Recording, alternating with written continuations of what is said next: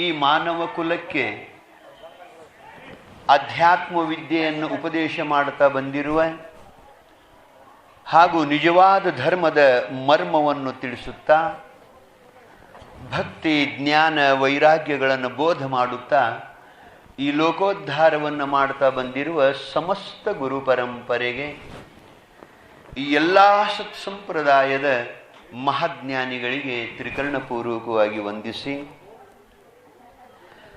ಈ ಪುಣ್ಯಕ್ಷೇತ್ರದ ಒಡೆಯನಾಗಿರುವಂಥ ನಮ್ಮೆಲ್ಲರ ಆರಾಧ್ಯನೂ ಆಗಿರುವಂಥ ಸಮಸ್ತ ಭಕ್ತರ ಪಾಲಿಗೆ ಕಾಮಧೇನು ಕಲ್ಪವೃಕ್ಷನಾಗಿರುವಂಥ ಮುಮುಕ್ಷುಗಳ ಪಾಲಿಗೆ ವರಚಿಂತಾಮಣಿಯಾಗಿರುವಂಥ ಶ್ರೀ ನಂದಿ ಬಸವೇಶ್ವರನ ಪಾದಾರವಿಂದಗಳಲ್ಲಿ ಅನಂತ ವಂದನೆಗಳನ್ನು ಸಲ್ಲಿಸಿ,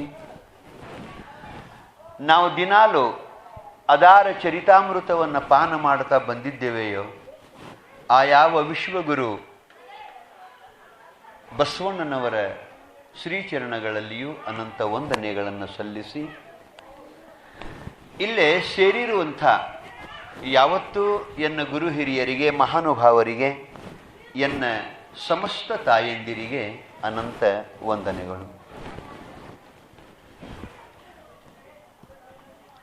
ಎನ್ನ ಆತ್ಮೀಯ ಬಂಧುಗಳೇ, ಪರಮ ಪವಿತ್ರವಾಗಿರುವಂಥ ಈ ಶ್ರಾವಣ ಮಾಸದ ಪರ್ವಕಾಲದಲ್ಲಿ ಈ ವರಪುಣ್ಯಮಯವಾಗಿರುವಂಥ ಈ ಶುಭ ಸಂದರ್ಭದಲ್ಲಿ ನಾವು ದಿನಾಲು ಸಾಯಂಕಾಲ ವಿಶ್ವಗುರು ಬಸವಣ್ಣನವರ ಚರಿತ್ರೆಯನ್ನು ಆಧಾರವಾಗಿಟ್ಟುಕೊಂಡು ದಿನಾಲು ನಿಮ್ಮ ಮುಂದೆ ನುಡಿ ನೈವೇದ್ಯವನ್ನು ಮಾಡ್ತಾ ಬಂದಿದ್ದೇವೆ. ಅದರಲ್ಲಿ ನಿನ್ನೆವರೆಗೆ ಈ ಚರಿತ್ರೆ ಎಲ್ಲಿಗೆ ಸಾಗಿಕೊಂಡು ಬಂದತಿ ಅಂತ ಕೇಳಿದರೆ, ಬಸವಣ್ಣನವರು ಕೂಡಲ ಸಂಗಮ ಕ್ಷೇತ್ರಕ್ಕೆ ತಲುಪಿ ನಂತರ ಗುರುಗಳಾಗಿರುವಂಥ ಜಾತವೇದ ಮುನಿಗಳ ಅಪ್ಪಣೆ ಮೇರೆಗೆ ಸಂಗಮನಾಥನ ಅರ್ಚಕನಾಗಿ ಆ ಬಳಿಕ ಅಧ್ಯಯನದಲ್ಲಿ ತೊಡಗಿರುವಂಥ ವಿಷಯ ನಾವು ನಿನ್ನಿನ ದಿವಸ ನೋಡ್ಕೊಂಡು ಬಂದೀವಿ. ಅದರಲ್ಲಿ ಬಸವಣ್ಣವರು ಬಹಳಷ್ಟು ಭಾವಪೂರ್ಣವಾಗಿ ಸಂಗಮನಾಥನ ಪೂಜೆಯನ್ನು ಮಾಡ್ತಾ ಅಧ್ಯಯನ ಮಾಡ್ತಾ ಕಾಲವನ್ನು ಕಳೀಲಾಕತ್ತಿದ್ದಾರೆ. ಅದರಾಗ ಒಬ್ಬ ಸಾಧಕ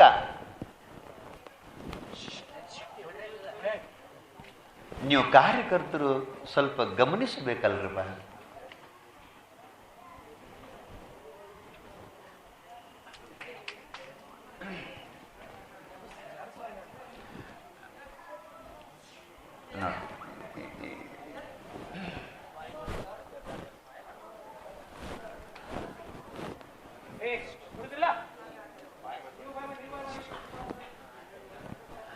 ಪುಣ್ಯಾತ್ಮರೇ, ಹೇಳುವವರ ಕೇಳುವವರ ಚಿತ್ತ ಬಹಳಷ್ಟು ಏಕಾಗ್ರತೆ ಆಗಬೇಕೇ ಹೊರತು ಚಿತ್ತ ಚಂಚಲ ಆಗಬಾರ್ದು. ಆ ನಿಟ್ಟಿನೊಳಗೆ ತಾವೆಲ್ಲ ಸಹಕರಿಸಬೇಕು ಅಂಥೇಳಿ ಮತ್ತೊಮ್ಮೆ ತಮ್ಮೆಲ್ಲರಲ್ಲಿ ವಿನಂತಿ ಮಾಡ್ಕೋತಾ ಇದ್ದೇವೆ. ಒಬ್ಬ ಸಾಧಕ, ಒಬ್ಬ ಮುಮುಕ್ಷು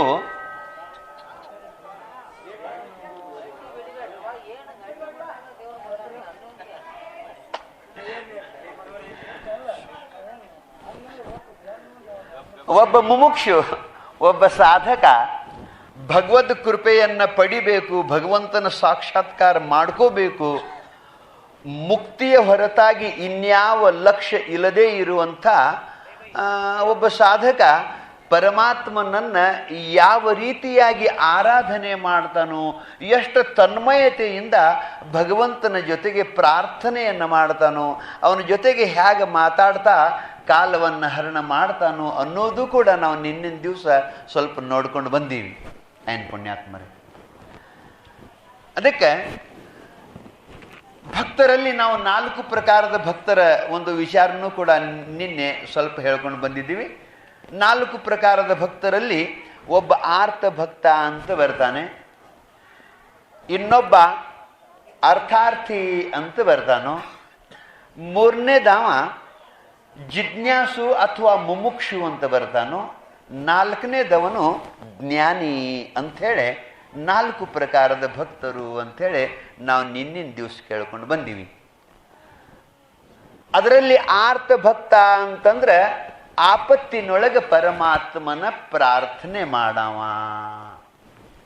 ಅರ್ಥಾರ್ಥಿ ಅಂತಂದ್ರೆ ತನ್ನ ಜೀವನದೊಳಗೆ ಸುಖ ಸಮೃದ್ಧಿ ಧನ ಅಧಿಕಾರ ಇದನ್ನೆಲ್ಲ ಬಯಸಿ ಪರಮಾತ್ಮನ ಭಜನೆ ಮಾಡವ, ಭಕ್ತಿ ಮಾಡವ ಅಂಥೇಳಿ. ಮುಮುಕ್ಷು ಏನದಾನಲ್ಲ ಜಿಜ್ಞಾಸು, ಅವನಿಗೆ ಮತ್ತೇನು ಅಪೇಕ್ಷೆ ಇರಂಗಿಲ್ಲ. ಪರಮಾತ್ಮ ನಿನ್ನ ಸಾಕ್ಷಾತ್ಕಾರ ನನಗೆಂದಾದೀತು, ನನಗೆ ಈ ಹುಟ್ಟು ಸಾವುಗಳೆಂಬ ಭವದ ಬಂಧನದಿಂದ ಬಿಡುಗಡೆ ನನಗೆಂದಾದೀತು, ನನಗೆ ಪರಮ ಶಾಂತಿ ಮೋಕ್ಷ ಯಾವಾಗ ಪ್ರಾಪ್ತಿ ಆದೀತು ಅನ್ನುವ ಹಂಬಲ ಇರ್ತೈತಿ.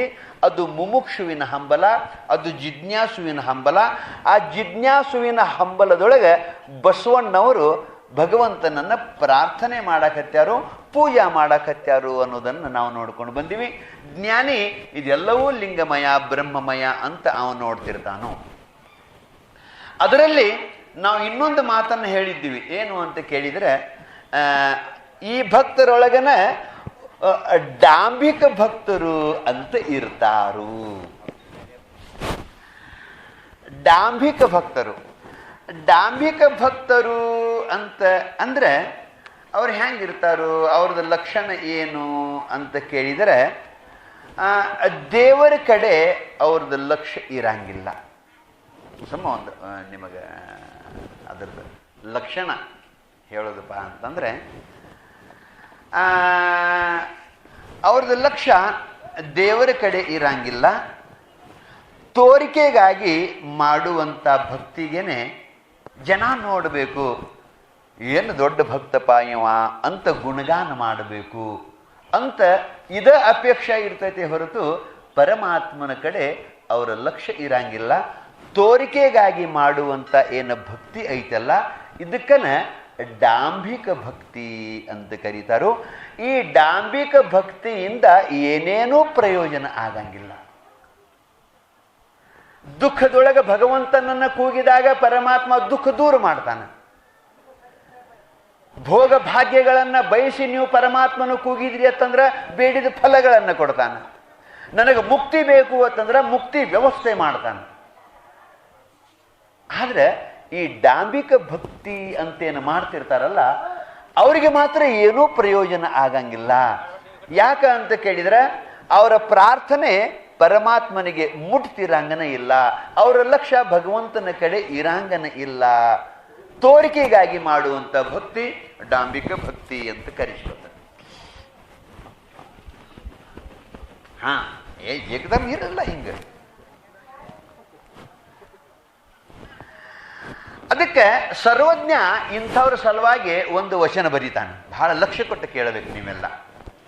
ಡಾಂಬಿಕ ಭಕ್ತರಿಗೆ ಏನೇನು ಲಾಭ ಆಗಂಗಿಲ್ಲ ಅನ್ನೋ ಬಗ್ಗೆ ಅವ ಬರಿತಾನೆ. ಏನು ಬರಿತಾನಂತ ಕೇಳಿದ್ರೆ, ಚಿತ್ತವಿಲ್ಲದೆ ಗುಡಿಯ ಸುತ್ತಿದಡೆ ಫಲವಿಲ್ಲ. ಪರಮಾತ್ಮನ ಕಡೆ ಲಕ್ಷ್ಯ, ಚಿತ್ತ ಅಂದ್ರೆ ಲಕ್ಷ್ಯ, ಮನಸ್ಸು. ಚಿತ್ತವಿಲ್ಲದೆ ಗುಡಿಯ ಸುತ್ತಿದಡೆ ಫಲವಿಲ್ಲ. ಎತ್ತು ಗಾಣವನ್ನು ಹೊತ್ತು ತಾ ನಿತ್ಯದಲ್ಲಿ ಸುತ್ತಿ ಬಂದಂತೆ ಸರ್ವಜ್ಞ. ಅವ್ರದ್ದು ಭವಿಷ್ಯನ ಹೇಳಿಬಿಟ್ಟ. ಚಿತ್ತವಿಲ್ಲದೆ ಗುಡಿಯ ಸುತ್ತಿದಡೆ ಫಲವಿಲ್ಲ. ನೋಡ್ರಿ, ಏನೂ ಫಲ ಇಲ್ಲಂತ, ಏನೂ ಫಲ ಆಗಂಗಿಲ್ಲಂತ. ಮತ್ತು ಸುತ್ತಿರ್ತಾರಲ್ಲ, ಅದೇನಾಕತಿ ಅಂತ ಕೇಳಿದರೆ, ಎತ್ತು ಗಾಣವನ್ನು ಹೊತ್ತು ತಾ ನಿತ್ಯದಲ್ಲಿ ಸುತ್ತಿ ಬಂದಂತೆ ಸರ್ವಜ್ಞ.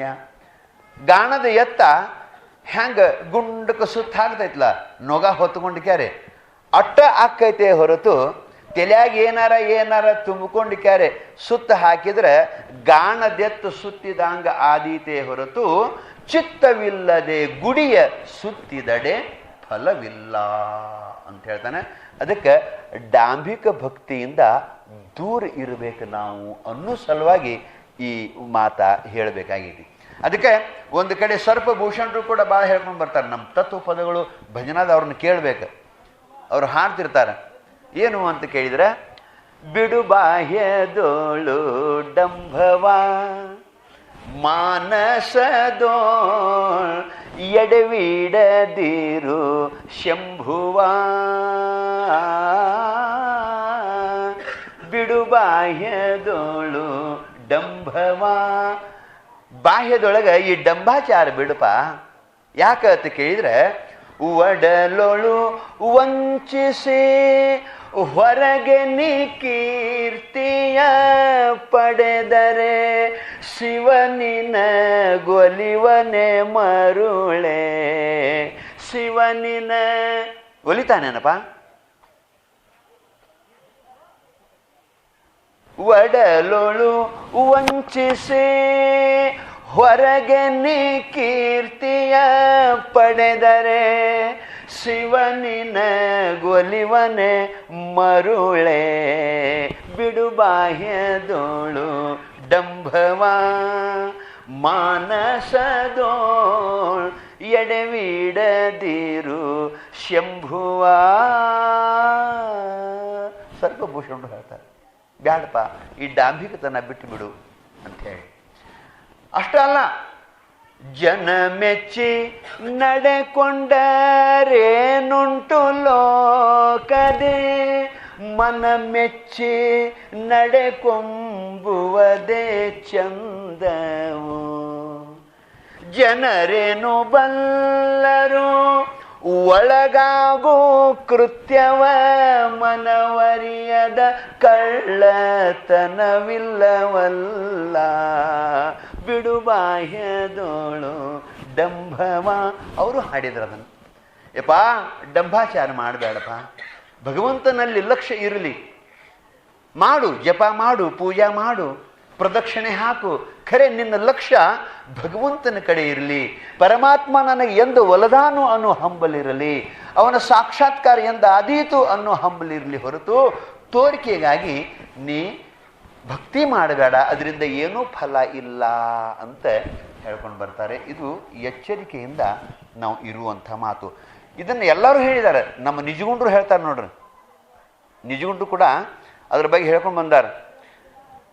ನಿನ್ನ ಲಕ್ಷ್ಯ ಪರಮಾತ್ಮನ ಕಡೆ ಇರಲಿಲ್ಲ ಅಂತಂದ್ರೆ ನೀ ಏನು ಮಾಡಿದರ ಏನು ಅಂಥೇಳಿ ಎಂತೊಲಿವನೋ ತನಗಿನ್ಯಂತೊಲಿವನೋ. ಕರಣತ್ರಯದ ದೋಷ ಮೀರೆ ಕಂತು ಕಾಲಪುರ ವೈರಿ ಗುರು ಶಂಭುಲಿಂಗ ಎಂತೊಲಿವನೋ. ಹೆಂಗೊಲಿತಾನು? ನಿನ್ನ ಶರೀರದೊಳಗೆ ಸಾಕಷ್ಟು ದೋಷಗಳನ್ನು ತುಂಬಿಕೊಂಡದಿ, ನಾಲಿಗೆಯೊಳಗೆ ಸಾಕಷ್ಟು ದೋಷಗಳನ್ನು ತುಂಬಿಕೊಂಡದಿ, ಮನಸ್ಸಿನ್ಯಾಗ ಸಾಕಷ್ಟು ದೋಷಗಳನ್ನು ಪಾಪಗಳನ್ನು ತುಂಬಿಕೊಂಡದಿ. ಮತ್ತು ನೋಡಾಕ ಭಾಳ ಭಕ್ತರ ಗತೆ ನೀ ನಟನೆ ಮಾಡ್ತಿ. ಹಿಂಗ ನಟನೆ ಮಾಡಿದ್ರೆ ಎಂತೊಲಿವನೋ, ನಿನಗೆ ಹ್ಯಾಂಗ ಒಲಿವನೋ ಅಂತಾರ ಅವರು. ಎಂತೊಲಿವನು ಅಂದ್ರೆ ನಿನಗೆ ಹ್ಯಾಂಗ ಒಲಿವನೋ. ಕರಣತ್ರಯದ ದೋಷ ಮೀರೆ ಕಂತು ಕಾಲಪುರ ವೈರಿ ಗುರು ಶಂಭುಲಿಂಗ ಎಂತೊಲಿವನು. ಯಪ್ಪ, ನಿನ್ನ ದೇಹದೊಳಗೆ, ನಿನ್ನ ತನುವಿನೊಳಗೆ ಕರಣತ್ರಯ ಅಂತಂದ್ರೆ ಕಾಯ, ವಾಚ, ಮನಸ, ಇವು ಮೂರು ಕರ್ಣಗಳು. ಇವು ಶರೀರ, ವಾಣಿ, ಮನಸ್ಸು, ಇವು ಮೂರು ಕರ್ಣಗಳು. ಶರೀರದೊಳಗೂ ಕೂಡ ಪಾಪ ತುಂಬ್ಯಾವು. ಏನಪ್ಪ ಅಂತ ಕೇಳಿದ್ರೆ, ಪರವಧುವಿನ ಕೂಟ, ಅನ್ಯರ ವಿತ್ತಾಪಹರಣ, ಅಭಕ್ಷ್ಯ ಸೇವನೆ, ಹಿಂಸೆ, ಪರಿವಿಡಿದಿ ನಾಲ್ಕು ಪಾತಕಗಳು, ಪಾಮರ ಜನ್ಮವಿಯೇ ಕಾಯದೊಳೊಂದಿರೆ ತನಗಿನ್ನೆಂತೊಲಿವನೋ. ಏನು ನಿಜಗುಂಡ್ರು ಪದ ನಿಮ್ಗೆ ಹೇಳ್ತಾನೋ ತಿಳಿದ್ರೆ ಭಾಳ ಚಲೋ. ತಿಳಿಲಿಕ್ಕೆ ಮತ್ತೆ ನಿದ್ದಿನ ಬರ್ಗತ್ತೆ, ಏನು ಮಾಡೋದು? ಎಷ್ಟು ಚಂದ, ಎಷ್ಟು ಚಂದ ನೋಡು. ಅವ್ರಂತಾರು, ನಿನ್ನ ದೇಹದೊಳಗೆ ಪಾಪಗಳು ಏನೇನು ತುಂಬ್ಯಾವು ಅಂತ ಕೇಳಿದ್ರೆ, ಪರವಧುವಿನ ಕೂಟ, ನಿನಗ ನಿನ್ನವಳೇ ಆಗಿರುವಂತ ಧರ್ಮ ಪತ್ನಿ ಅನ್ನಾಕಿ ಇರುವಾಗ ಮತ್ತು ಆ ಧರ್ಮದ ಮೇರೆಯನ್ನ ಮೀರಿ ಪರಸ್ತ್ರೀ ಸಂಗ ಮಾಡ್ತೀಯ ಅಂತಂದ್ರ ಪರವಧುವಿನ ಕೂಟ. ಅನ್ಯರ ವಿತ್ತಾಪಹರಣ, ಇನ್ನೊಬ್ಬರ ಸಂಪತ್ತು ಅನ್ಯಾಯದಿಂದ ಅಪಹರಣ ಮಾಡ್ತೀಯ ಅಂತಂದ್ರ ವಭಕ್ಷ್ಯ ಸೇವನೆ, ತಿನ್ನಬಾರದನ್ನ ತಿಂತಿ, ಸೇದಬಾರದನ್ನ ಸೇತಿ, ಕುಡಿಬಾರದನ್ನ ಕುಡಿತಿ, ದುಡಿಲಾರದನ್ನ ಉಣ್ತಿ, ಇದೆಲ್ಲ ಅಭಕ್ಷ್ಯ ಸೇವನೆ. ನೆನಪಿಟ್ಕೋರಿ ನೀವು, ಬರೇ ಕುಡಿಯುದಟ್ಟ ಕೆಟ್ಟ, ಸೇದುದಟ್ಟ ಕೆಟ್ಟ ಅಂತಂದಿರಿ ನೀವು, ದುಡಿಲಾರದನ್ನ ಉಣ್ಣುವುದು ಕೆಟ್ಟ, ಅಭಕ್ಷ್ಯ ಸೇವನೆ. ಹಿಂಸೆ, ಅಧಿಕಾರ ಇದ್ದಾಗ, ಸಂಪತ್ತಿದ್ದಾಗ ಯಮಕದಿಂದ ನಡ್ಕೊಂಡು ಇನ್ನೊಬ್ಬರಿಗೆ ತ್ರಾಸ ಕೊಡುದು ಏನ್ ಮಾಡ್ತಿಲ್ಲ. ಇವು ಶರೀರದಿಂದ ಆಗುವಂತ ಪಾಪಗಳು. ಇವನ್ನೆಲ್ಲ ಇಟ್ಕೊಂಡದಿ ರಾಮನಾಮ ಜಪ ಜಪ, ಮಂದಿ ಗಂಟು ಗಪ ಗಪ. ಹೆಂಗ ಒಲಿತಾನು, ಎಂತ ಒಲಿವನು, ಹೆಂಗ ಒಲಿವನು ಅಂತಾರ. ಮುಂದೆ ವಾಣಿ ಒಳಗೆ ಏನೇನದಾವು ಅಂತ ಕೇಳಿದ್ರೆ, ಪುಸಿ, ಅನುಚಿತ, ನಿಷ್ಠೂರತ್ವ, ಪೈಶೂನ್ಯತೆ, ಇವು ತುಂಬ್ಯಾವಪ್ಪ ನಿನ್ನ ವಾಣಿ ಒಳಗೆ. ನಾಲ್ಗ್ಯಾಗ ಪುಸಿ, ಸುಳ್ಳು ಮಾತಾಡ್ತಿ, ಬರೇ ಕ್ಷಣಿಕ ತೃಪ್ತಿಗಾಗಿ, ದುಡ್ಡಿಗಾಗಿ ಸುಳ್ಳು ಮಾತಾಡ್ತೀನಿ. ಒಬ್ಬೊಬ್ರು ಸುಳ್ಳು ಮಾತಾಡೋರು ಹಿಂಗದಾರಿ, ಒಂದು ದಿವಸದ ಪಗಾರ ಕೊಟ್ರೆ ಕೋರ್ಟಿಗೆ ಬಂದು ಸಾಕ್ಷಿ ಹೇಳೋರು ಅದಾರ. ಒಂದು ದಿವಸದ ಪಗಾರ ಕೊಡಬೇಕು, ಚಾ ಪಾನಿ ಕೊಡಬೇಕು, ಊಟ ಕೊಡ್ಕೋಬೇಕು, ಇಷ್ಟೆಲ್ಲ ಕೊಟ್ರೆ ಏನು ಹೇಳತ್ತೀರಿ ಅದನ್ನು ಹೇಳೋರು ಅದಾರ ಕೋರ್ಟ್ನ್ಯಾಗ. ಅದು ಮತ್ತೆ ಹೆಂಗೆ ಭಗವದ್ಗೀತಾ ಆಣಿ ಮಾಡಿ ಅದನ್ನು ಮುಟ್ಟಿ, ಕುರಾನ್ ಮುಟ್ಟಿ, ಭಗವದ್ಗೀತಾ ಮುಟ್ಟಿ, ನಾ ಹೇಳೋದೆಲ್ಲ ಖರೇನ ಹೇಳ್ತನಂತ ಹೇಳಿ, ಹೇಳಬಾರ್ದನ್ನೆಲ್ಲ ಹೇಳಿ ಹಾಳಾಗಿ ಹೋಗುವಂಥವ್ರು. ಪುಸಿ, ಸುಳ್ಳು ಮಾತಾಡು. ಇದರದ ಪರಿಣಾಮ ಏನೈತೆ ಅನ್ನೋದು ಪಾಪ ಅವ್ರಿಗೆ ಗೊತ್ತಿಲ್ಲ. ಮುಂದೆ ಎಂಥ ಪಾಪ ಪದರ್ನ್ಯಾಗ ಬಂದು ಬೀಳ್ತೈತಿ ಅನ್ನೋದು ಗೊತ್ತಿಲ್ಲ. ಸುಳ್ಳು ಹೇಳಿದಕ್ಕೆ ನನಗೆ ಎಂಥ ನರಕ, ಮುಂದೆ ಎಂಥ ಕಷ್ಟ ಐತೆ ಅನ್ನೋದು ಗೊತ್ತಿಲ್ಲ. ಕ್ಷಣಿಕ ತೃಪ್ತಿಗಾಗಿ ಹಿಂಗೆಲ್ಲ ಮಾಡ್ತಾರೆ. ಅದಕ್ಕೆ ಪುಸಿ. ಆ ಬಳಿಕ ಅನುಚಿತ. ಅನುಚಿತ ಅಂದ್ರೆ ಅಯೋಗ್ಯ ಮಾತಾಡೋದು. ಅಯೋಗ್ಯ ಮಾತಾಡೋದಕ್ಕಂದ್ರೆ ಸಮಯ ಸಂದರ್ಭ ನೋಡ್ಕೊಳ್ಳಾರ್ದನ ಒಟ್ಟು ಮಾತಾಡಿಬಿಡೋದು. ಯಾರಿಗೆ ಏನು ಪೆಟ್ಟು ಹತ್ತತಿ, ಏನು ಹತ್ತತಿ, ಏನು ಖಬರನೇ ಇರಂಗಿಲ್ಲ, ಒಟ್ಟು ಮಾತಾಡಿಬಿಡೋದು. ಹುಡುಗರು ಕೈಯಾಗಿನ ಬಂದೂಕಿದ್ದಂಗ ಅದು ಹಾಕಿತು ಅಂದ್ರೆ ಎಲ್ಲಿ ಹೋಗಿ ಯಾವ ಹೊಡಿತು ಯಾವ ಸಾಯ್ತಾನ. ಪುಸಿ, ಅನುಚಿತ. ನಿಷ್ಠೂರ, ಕಠೋರ ಮಾತಾಡೋದು, ನಿಷ್ಠೂರ ಮಾತಾಡೋದು. ಅವ್ರು ಹತ್ತಿರ್ತಾರೆ ನೋಡ್ರಿ ನೀವು, ಇಲ್ಲೋಡ ನೀನು ಮಾತಾಡಿದಿಲ್ಲ, ನನಗೆ ಇಲ್ಲಿ ಎದ್ಯಾಗ ಬಡದ ಹಿಂದೆ ಬೆಣ್ಣಾಗ ಪಾರಾಗಿ ಹೋಗೈತೆ, ನಾ ಬಿಡಂಗಿಲ್ಲ, ನೀನು ಹತ್ತಿರ್ತಾನೆ ನೋಡ್ರಿಲ್ಲ. ಅಂದ್ರೆ ಆ ಮಾತು ಎಷ್ಟು ನೋವು ಮಾಡಿರ್ತೈತೆ ಅಂತ. ನಿಷ್ಠೂರತ್ವ. ಪೈಶೂನ್ಯತೆ, ಚಾಡಿ ಹೇಳೋದು, ಇಲ್ಲಿದ ಅಲ್ಲಿ ಹೇಳೋದು, ಅಲ್ಲಿದ್ದು ಇಲ್ಲಿ ಹೇಳೋದು, ಹಂಗಾರ ಹೇಳೋದು, ಒಟ್ಟು ಊರಿಗೆ ಹಚ್ಚಿಬಿಡೋದು. ಇಂಥ ಕಂಪನಿ ಇರ್ತೈತೆ ನೋಡ್ರಿ. ಅದಕ್ಕೆ ಈ ನಾಲಿಗೆಯಿಂದ ನೀ ಇಂಥ ಪಾಪಗಳನ್ನು ಮಾಡ್ತಿ. ಎಂತೊಲಿವನೋ ಮನಸ್ಸಿನೊಳಗ ಆಕಾಂಕ್ಷೆ. ಜನರೊಲಿಯದ ಕಾರ್ಯದೆರಕ, ಅನಿಷ್ಟ ಚಿಂತನೆ, ಅನ್ಯ ಧನ ಸತಿಯರಾಕಾಂಕ್ಷೆ. ಮನಸ್ಸಿನಾಗ್ಯವು ಏನು ಎಂಥವು ನೋಡ್ರಿ. ಜನರು ಮೆಚ್ಚದೇ ಇರುವಂಥ ಏನಾರ ಒಂದು ಕೆಲಸ ಮಾಡಬೇಕು ಅಂತ ಮನಸ್ಸಿನಾಗ ಪ್ಲ್ಯಾನ್ ಹಾಕೋದು. ಜನರೊಲಿಯದ ಕಾರ್ಯದೆರಕ. ಜನರು ಮೆಚ್ಚಂಗಿಲ್ಲ, ಯಾರು ಮೆಚ್ಚಂಗಿಲ್ಲ ಅಂಥ ಕೆಲಸ ಊರಾಗ ಮಾಡೋದು. ಜನರೊಲಿಯದ ಕಾರ್ಯದೆರಕ. ಅನಿಷ್ಟ ಚಿಂತನೆ, ಯೋಗ್ಯ ಚಿಂತನೆ ಮಾಡಂಗಿಲ್ಲ. ಊರಿಗೆ ಹಿತ ಆಗುವಂಥ ಚಿಂತನೆ ಮಾಡಂಗಿಲ್ಲ. ಊರು ಹಾಳಾಗುವಂಥ ಚಿಂತನೆ, ಒಬ್ಬೊಬ್ಬರು ಬಾಳೆ ಹಾಳಾಗುವಂಥ ಚಿಂತನೆ, ಒಂದೊಂದು ಮನೆತನಕ್ಕೆ ನೀರು ಹಣಿಸುವಂಥ ಚಿಂತನೆ. ಅನ್ಯ ಧನ ಸತಿಯರ ಆಕಾಂಕ್ಷೆ. ಇನ್ನೊಬ್ಬರ ಸಂಪತ್ತು ನನ್ನ ವಶ ಹೆಂಗಾದಿತ್ತು, ಇವ್ರು ಹೆಂಗ ನನ್ನ ಕೈಗೂಡ್ಯಾರು, ಅಂಥೇಳಿ ಕೇಳಿ ಇವು ಪ್ಲ್ಯಾನ್ ಹಾಕಿ ವರ್ಷ ತನಕ 2 ವರ್ಷ ತನಕ 4 ವರ್ಷ ತನಕ ಪ್ಲ್ಯಾನ್ ಹಾಕಿ ಏನು ಕಬಳಿಸೋರು ಇರ್ತಾರಲ್ಲ, ಮನುಷ್ಯನಾಗಿ ಏನು ನೀ ಪ್ಲ್ಯಾನ್ ಹಾಕ್ತೀಯಲ್ಲ, ಪರಮಾತ್ಮನಿಗೆ ಗೊತ್ತಾಗಲಾರ್ದನ ಇರ್ತೈತೇನಪ್ಪ. ನಾವು ಮಾಡುವ ಕಾರ್ಯಗಳನ್ನು, ಮನಸ್ಸಿನಲ್ಲಿ ಮಾಡುವ ಸಕಲ ವಿಚಾರಗಳನ್ನು ಸದಾ ನೀನು ಅರಿಯುತ್ತಿರುವಿ, ಸದಾ ನಮ್ಮನ್ನು ನೋಡುತ್ತಿರುವಿ ಅಂತ ನಾವು ಅನ್ನಂಗಿಲ್ಲ. ಅವನ ಕಣ್ಣಾಗಿ ಏನಾದರೂ ಮಣ್ಣು ಏರಿಸಿ ನಾವು ಮಾಡಕ್ಕೆ ಸಾಧ್ಯ ಐತೇನಪ್ಪ? ಇಲ್ಲ ಅಂತಂದಾಗ ಹಂಗಾರ ಇಂಥ ಪಾಪ ಕರ್ಮಗಳನ್ನು ಮಾಡಬೇಡ, ಡಾಂಬಿಕ ಭಕ್ತಿ ಮಾಡಕ್ಕೆ ಹೋಗಬೇಡ.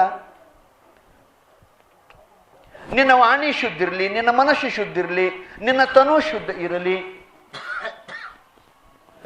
ಬರೀ ಮಾತು ನಿಮಗೆ ಹೇಳಬೇಕಂದ್ರೆ ಬರೀ ನಾವು ಮಾತಾಡೋದು ಸರಳ ಮಾತಾಡಿ ಬಿಡ್ತೀವಿ, ಖರೆ ಯಾರ್ಯಾರಿಗೆ ಏನೇನು ಪೆಟ್ಟು ಆಕ್ಕತಿ ಅನ್ನೋದು ಗೊತ್ತಿರ್ತಿರಂಗಿಲ್ಲ, ಹಂಗೆ ಮಾತಾಡ್ತಿರ್ತೀವಿ. ಸುಮ್ಮನೆ ನಿಮಗೆ ಹೇಳಬೇಕು